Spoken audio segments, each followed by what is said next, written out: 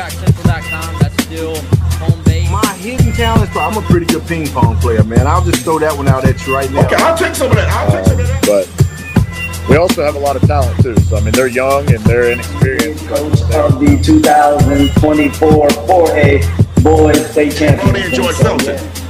Oh, they love George Felton, man. And that's how I got to walk on. Right. George Felton was the first black coach in South Carolina.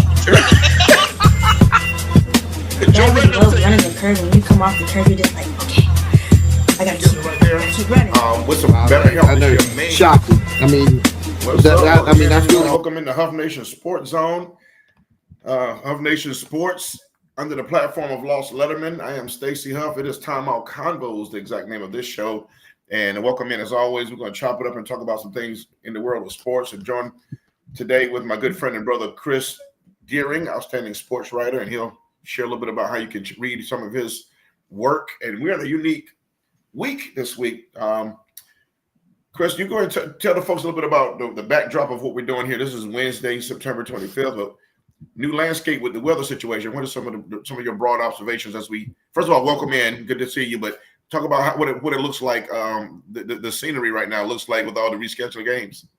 Well, a lot of teams started yesterday rescheduling games this week because Hurricane Helene is coming in to the panhandle of Florida, and I think it's coming up through Georgia and going to affect South Carolina here probably tomorrow night into Friday. And a lot of games got moved to the night.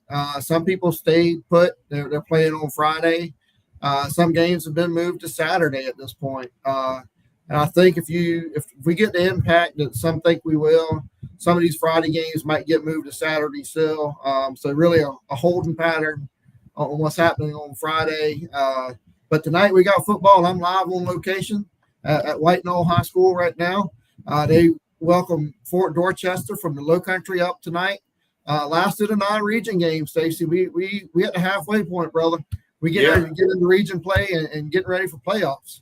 Yeah, man. It seems like just yesterday, Chris, that you and I did a preseason show, and it's really been, the weeks have been moving. I've done so many games now, just dizzy trying to recollect all of them. And just for those point of information, I watched Fox 57 game for this week has been canceled. I mean, it's not as far as being on air. There will be no live game on air. And then I don't recall ever missing a week. Even during COVID, we didn't miss a game. We didn't miss a Friday bringing new live football. So it's kind of unique. So I'm not sure what to do with myself on this particular Friday. But so much has happened, man.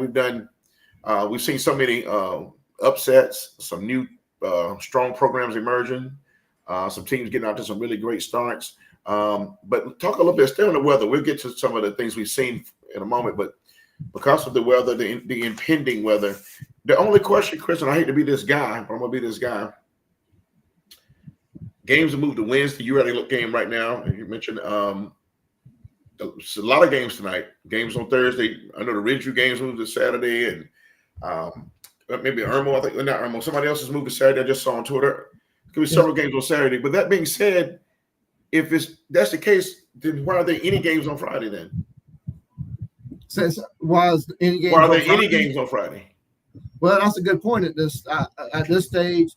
I was talking to somebody earlier today, and personally, I'm not an AD, I'm not a coach.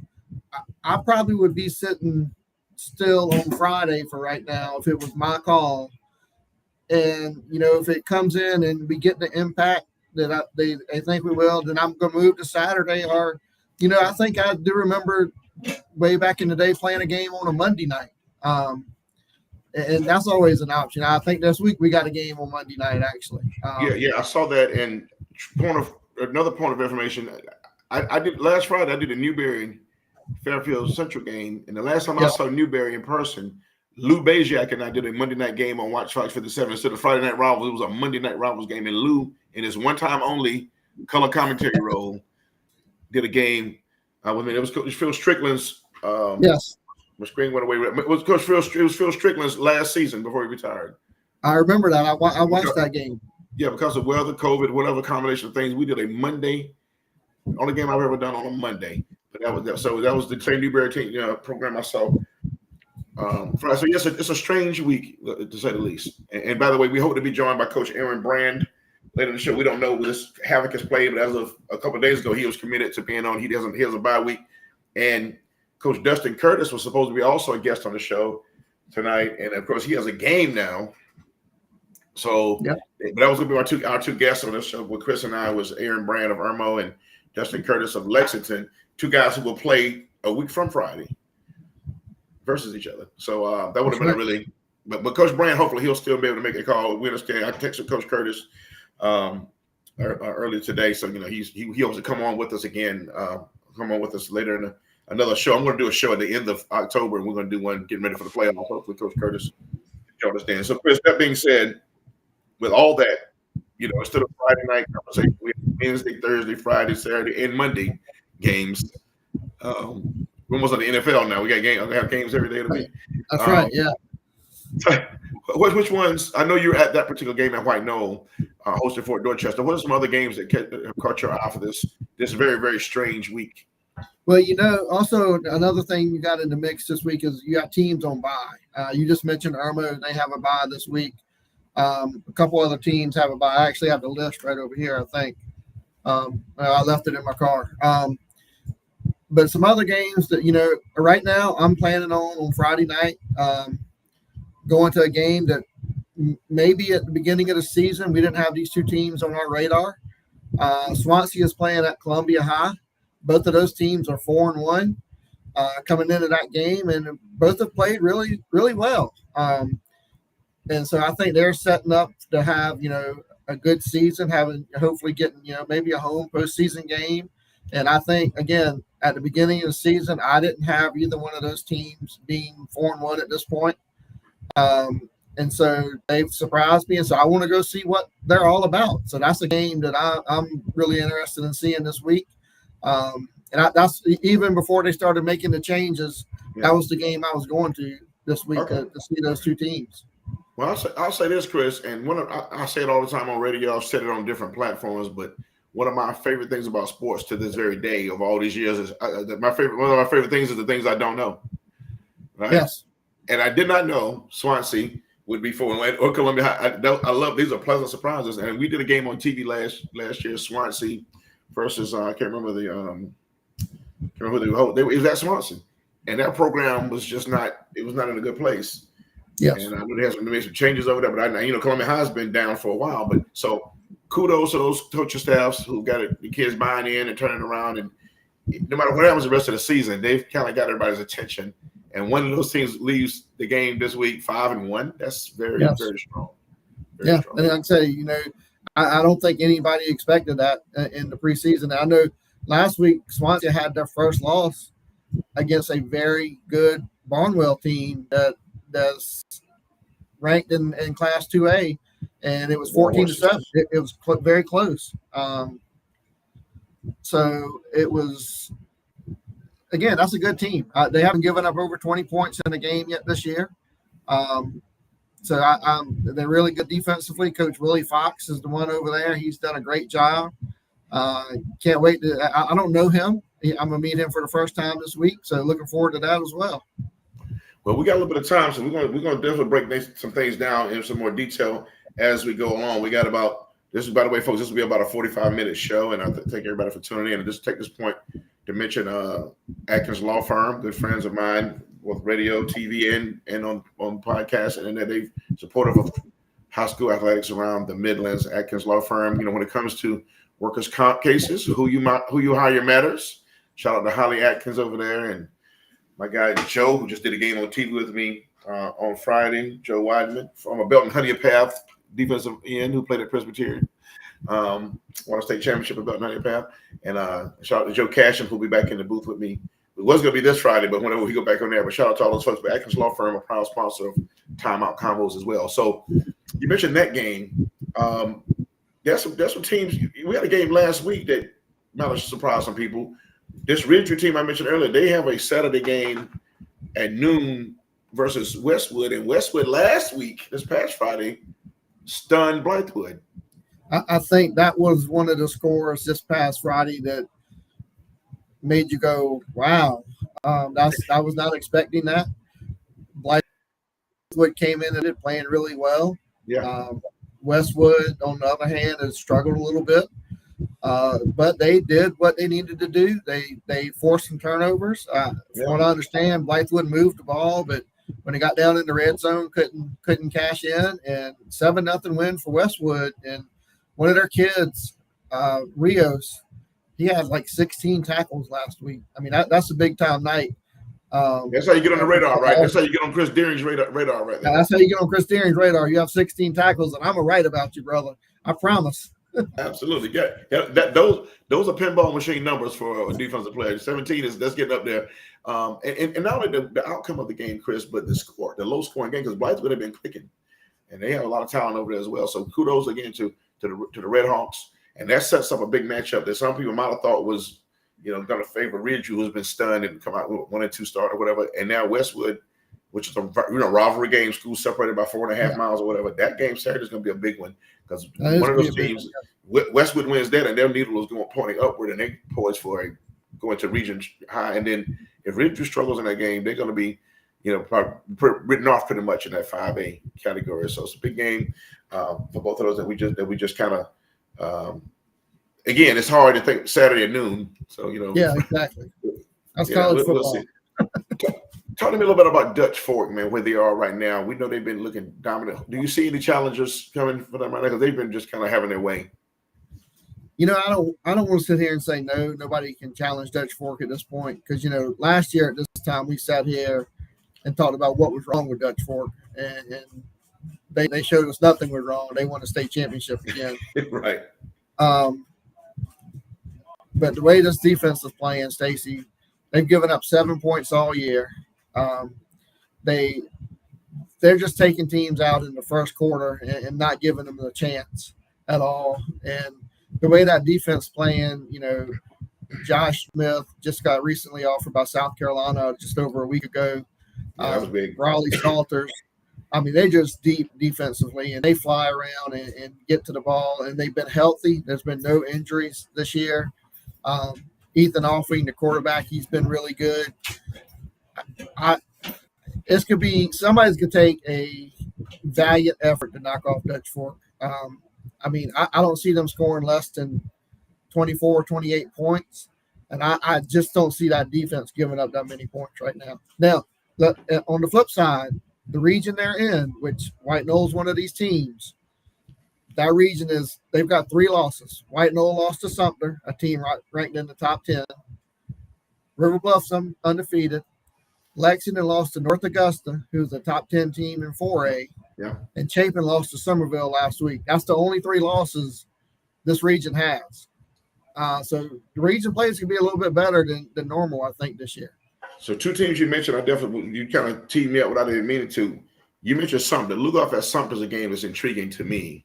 Because Lugoff is kind of with a new regime or a new coach. They actually got out the gate faster than a lot of people thought. And they got a chance to make a statement at Sumter, but Sumter also is always a power and always tough at home. That game is going to be one I think we're going to come out of that game with some more solid opinions on both of those teams. Lugoff Elgin at Sumter.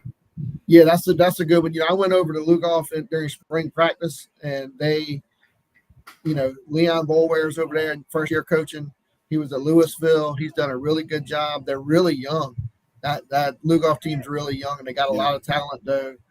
They got a kid at wide receiver, Richardson. I can't think of his first name right now, but Richardson's his last name. He's really got about 30 catches on the year, really exciting player. So they're really good. And, again, they got a statement game. I know for Sumter, they're running back who think about the talent Sumter's had through the years. John Peoples just set the school record for number of rushing touchdowns a couple weeks ago. Really? He missed last week, and the kid they put in his place, Cam Fortune, ran for over 200 yards. Is that kid related to the O'Donnell Fortune? See, that's a good question. I thought about that when I saw that. I'm not really sure.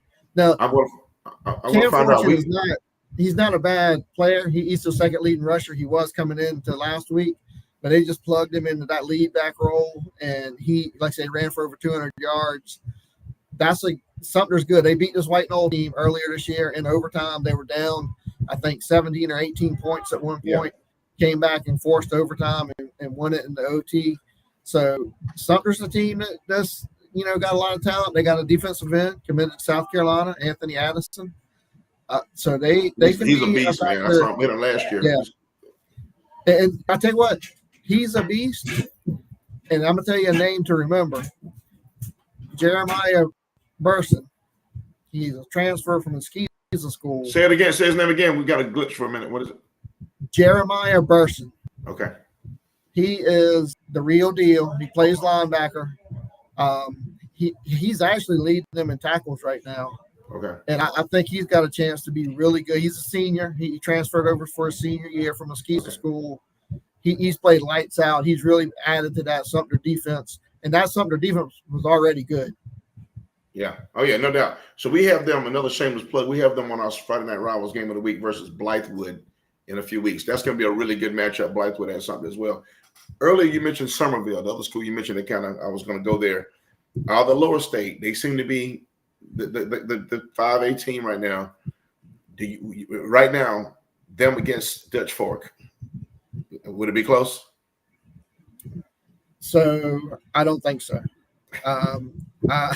I've seen Somerville this year. I've seen their scores. They played Chapin last week. They're giving up 30 points a game. They're outscoring people, but they're not going to do that. I mean, I'm just going to be honest with you. They're not going to do that against Dutch Fork. Their offense has been really good. Jaden Cummings at quarterback.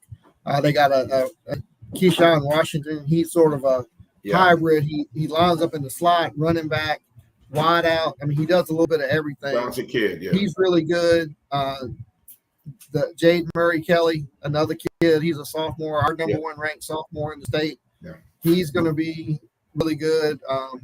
But I don't think they have the firepower to keep up with Dutch Fork and score a lot of points on that defense. Well, if they need motivation, we just gave them something right there, so that'll help them right there. You're saying that it may not keep it close, but I tend to agree. I tend to agree with you on that. Gaffney has some issues going on, some controversy going on up there in that area. The upstate, go with the upstate up there overall. Who to you has caught your eye as being the strongest team out of all the quote unquote upstate teams? Well, you mentioned Gaffney, and I think they're probably the strongest.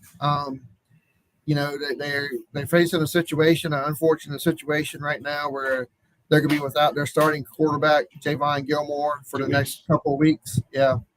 I'm assuming they're going to appeal that. I don't know that for a fact. I hadn't heard it today. Well, but today the appeal is the decision. Yeah, they can go to the appellate panel now if they want to. So they got one more appeal left if they want to. They got to appeal. Honestly, I get it. You have to fight that as far as you can. I think so too.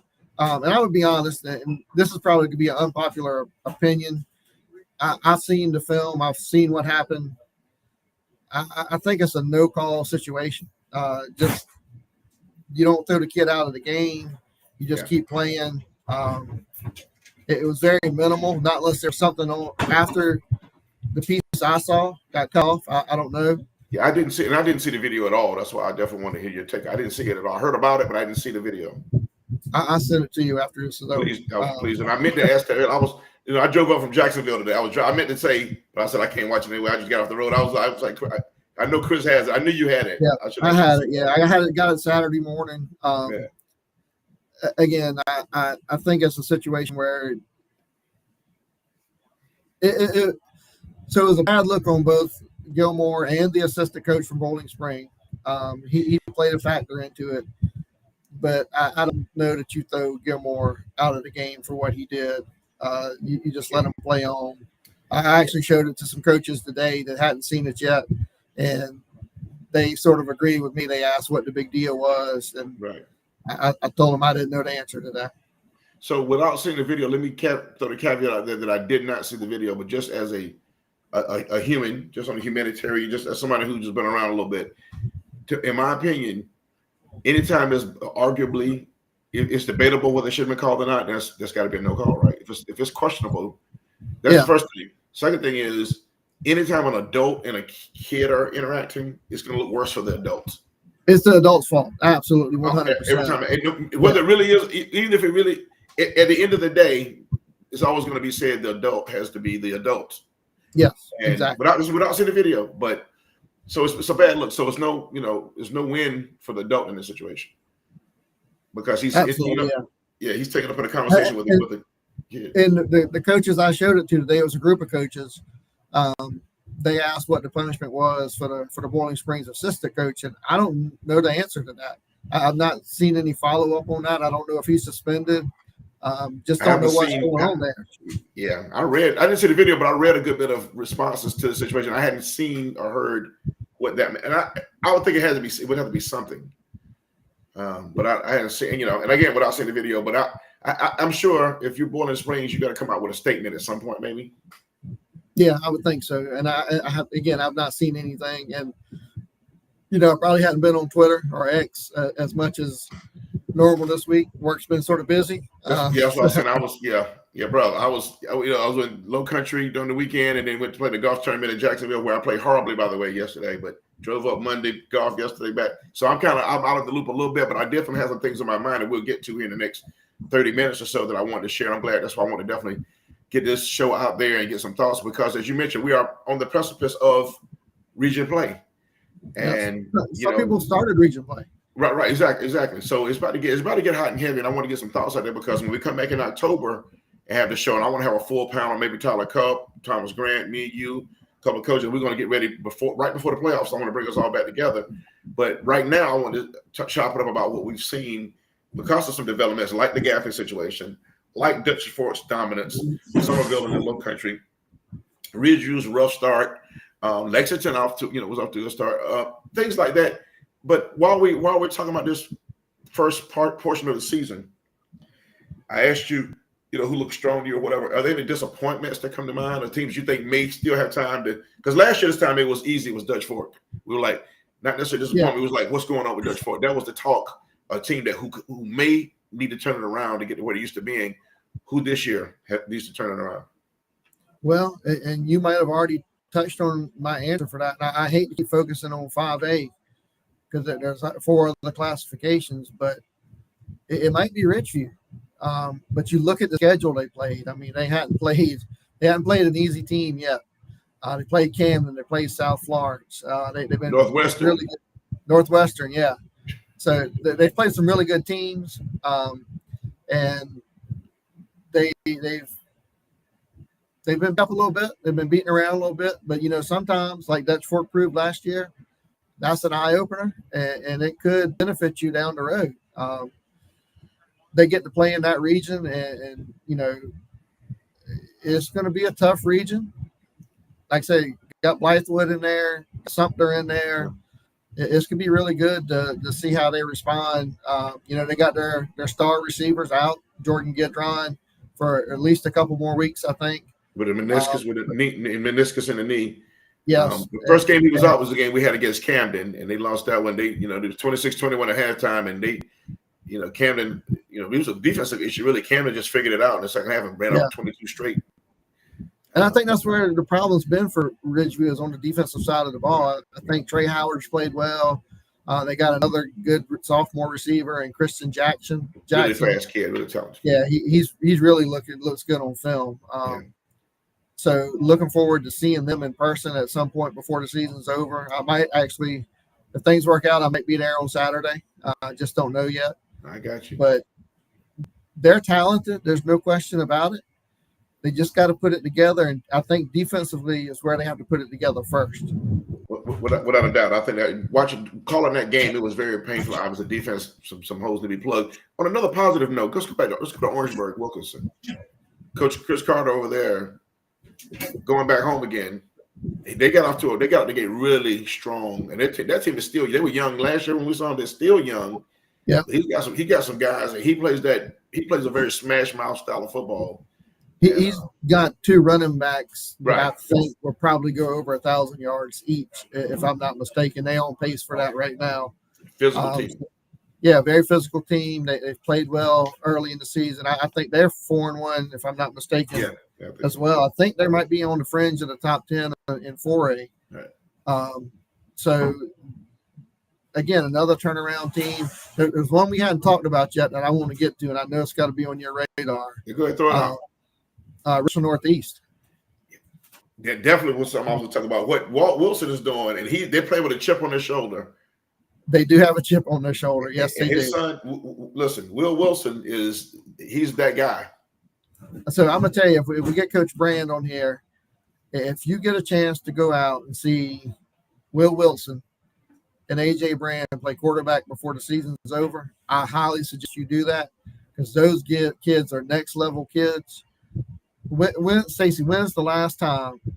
And this question's been posed to me, and I hadn't come up with an answer yet. When's the last time the Midlands has had 2 Power 4 quarterbacks come out in the same year? That's a good question. Listen, that's a very good question. And all of that, let me say this, Chris. He and Brand, not only are they going to go to that P4 level, I think they're going to go and play well. They're going to have good careers.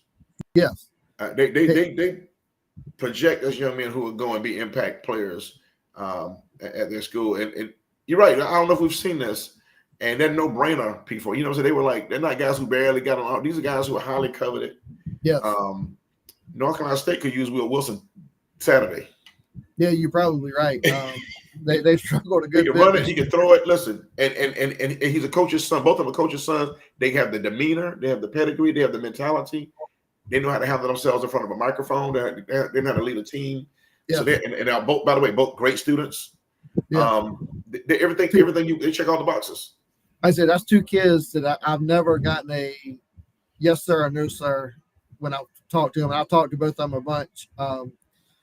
Just very respectful kids. And, I mentioned it on the show last time. I pull for all these kids when they get to the next level. Very excited to see what Will Wilson can do at NC State, what AJ Brand can do at Virginia Tech. Those guys are again, they're next level. There's a reason everybody wanted them, and they're fun to watch. I've watched R&E earlier this year against Crestwood, and Will Wilson put them on his back and brought them back single-handedly. I think that night he had right at 550 yards of total offense. That's not a bad night at the office, right? No. You're talking about pinball game numbers. That was it that night. Absolutely, and let's give the credit to them. Both of them have good receivers and they have good players around them too. Now the Batet kid, if I'm saying his name right, at Richard North has got another kid outside. Of course, Isaiah Small and Blake Bennett. Yep. Yeah, Bennett. Listen, those guys, and then of course we already know highly recruited wide receiver at Irmo High School. So and offensive line has played well for them. So they're surrounded by players that can help keep them on that level. So there'll be something to watch down when region play starts and into the playoffs, I think. Yeah, absolutely. And I saw a video by our good buddy Lou last week when they knocked off Camden. Coach Wilson said they want to have a home playoff game. They keep playing like they're playing. They're gonna have multiple home playoff games. Right. That team is that good, and coming into the season, I was not thinking about Richmond Northeast. No, they were not a contender. Yeah, that's why people call me an idiot all the time. Yeah, that stadium is 3 years old, I believe. Right? That'll be the first home game they have. If they get a home playoff, that'll be the first time. If they have a playoff game this year, and I think they will, it'll be. I think it'll be the first playoff game ever in that stadium. Yeah. Stacey, I'm gonna close this door 1 second. Hold on one second. That's fine. Yeah. For those tuning in, Chris is at White Nolan, the visitors press box. I know they're starting to move around because the game is going to be starting shortly. Is it 7:30 kick, Chris? No, we got a 7 o'clock kick tonight. Oh man, so it's gonna be. So we'll get you off here. We won't keep you much longer past 7. We'll see if we can get Coach Brand in here. And Coach Brand's supposed to check in with us here in about 5 minutes if he's able to get free. This week has played havoc with a lot of people's schedules, including ours. Chris thought he'd probably be in his home right now. I did, yes. And now you hard at work, and I don't want you to miss any of your assignment because I know you got to write about it. But so we won't go too long with it. But before we go this next few minutes, whether Brand calls or not, starting with the games slated in this crazy week, what are some matchups you're looking forward to? Not just now, but as region, as far as these regions go, we got some really stacked regions, man. We really do, and the look across the state. We talked about Northwestern and 5A. A team that they probably have to face this played really well is Catawba Ridge. That's going to be one to watch in that region. We talked about Gaffney. They're in a region with Dorman and Spartanburg. I think those are really good teams. Matter of fact, I think Gaffney and Dorman are playing tonight, if I'm not mistaken. That's another Wednesday night game in the upstate. You're looking at that Region 1, Hillcrest and JL Man and Greenwood. Greenwood came down and, I said Lexington lost to North Augusta. Lexington beat North Augusta. They lost to Greenwood. So I was mistaken on that earlier. So Greenwood's played really well. They're 3-1. That's just a lot of, that's the upstate. And you look here in the Midlands, and like I said, that region with Irmo, River Bluff, Dutch Fork, Chapin, Lexington, White Knoll, 3 combined losses out of those 6 teams. That's going to be a war every Friday night starting next week. They start region play next week. Like I said, Irmo, Lexington gets it kicked off. That's going to be a big one. 5 region games to end the season. I don't know how that's going to shake out. There's going to be a good team left out of the playoffs. Right. I was about to say with that right there, you can have a good season, have a strong squad, and have to wait till next year. With that being said, somebody in that region's not making the playoffs, and I don't. And that's sad. And listen, and that's sad to see because so much talent, so much individual talent. You want these kids to play as long as possible because it helps their recruiting and helps everything. So, Chris, we'll give Coach Brand three or 4 more minutes. If he doesn't call in, we'll let you get back to it. But while I have you here, and by the way, thanks for all those tuning in and continue to support Lost Letterman as a platform.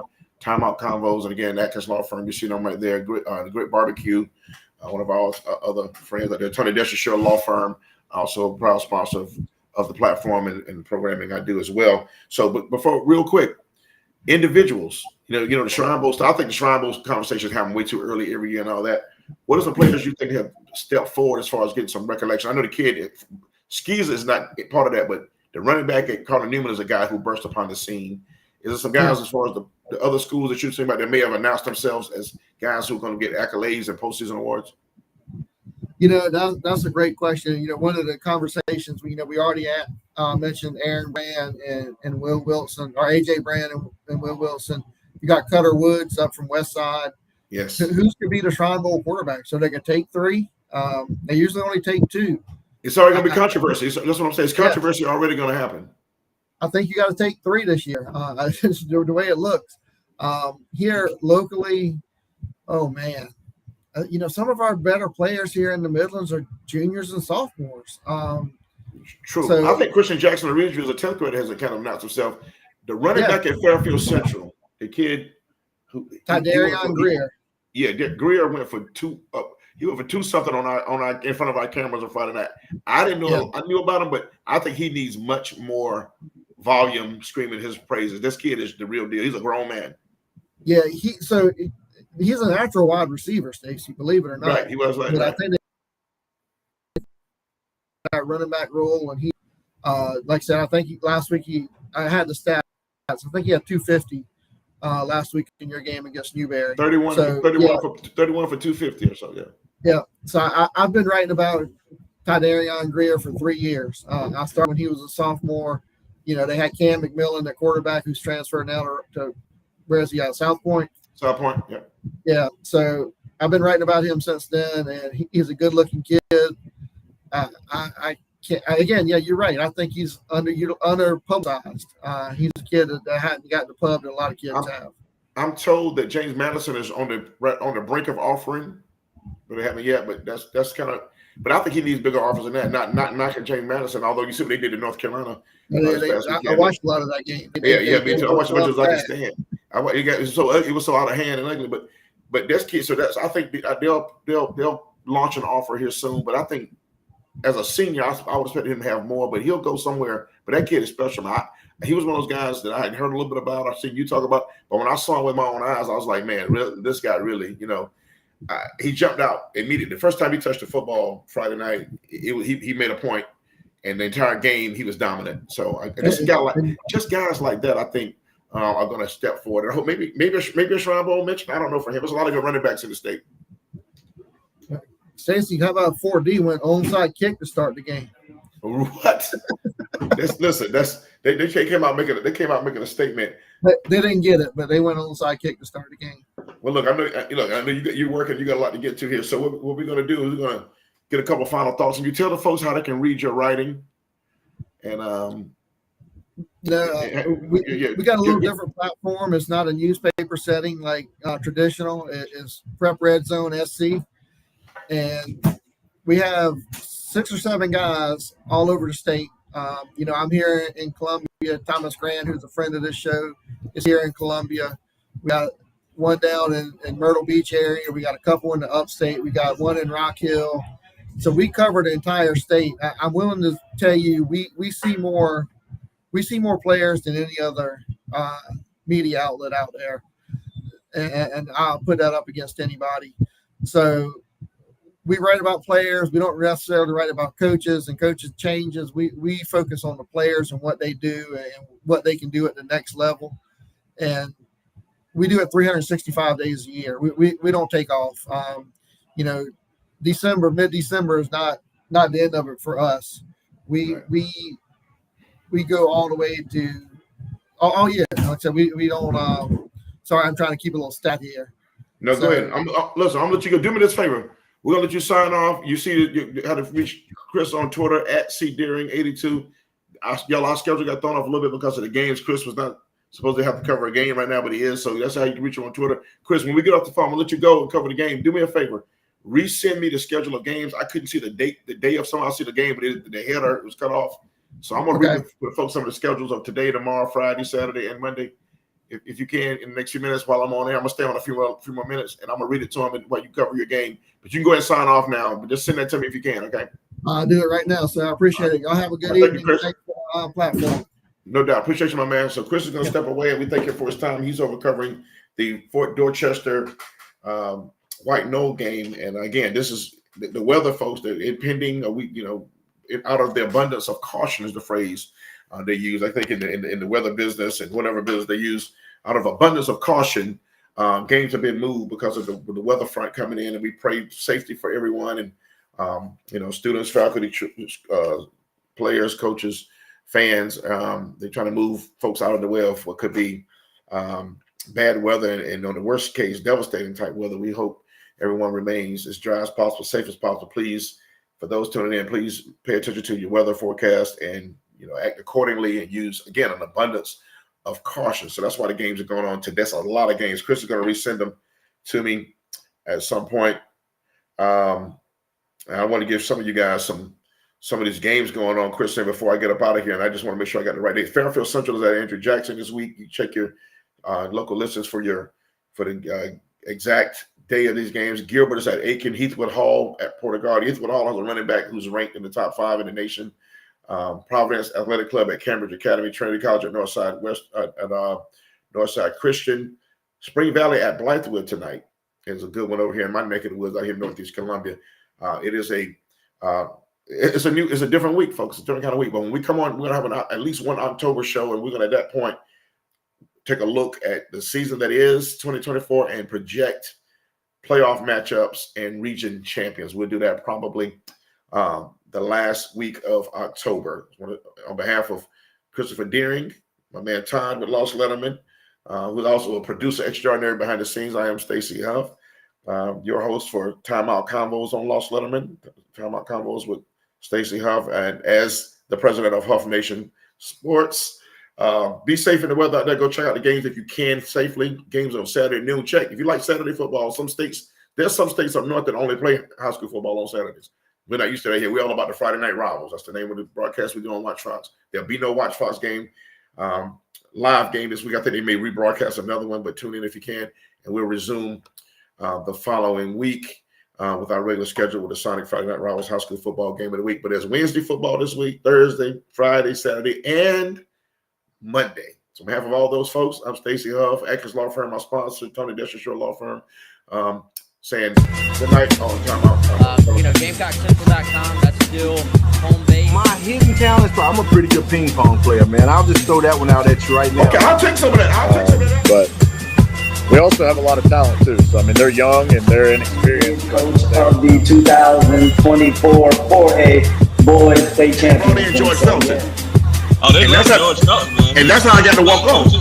Right. George Felton was the first black coach in South Carolina.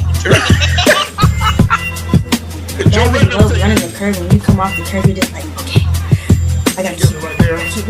With some better help. Shocking. I mean,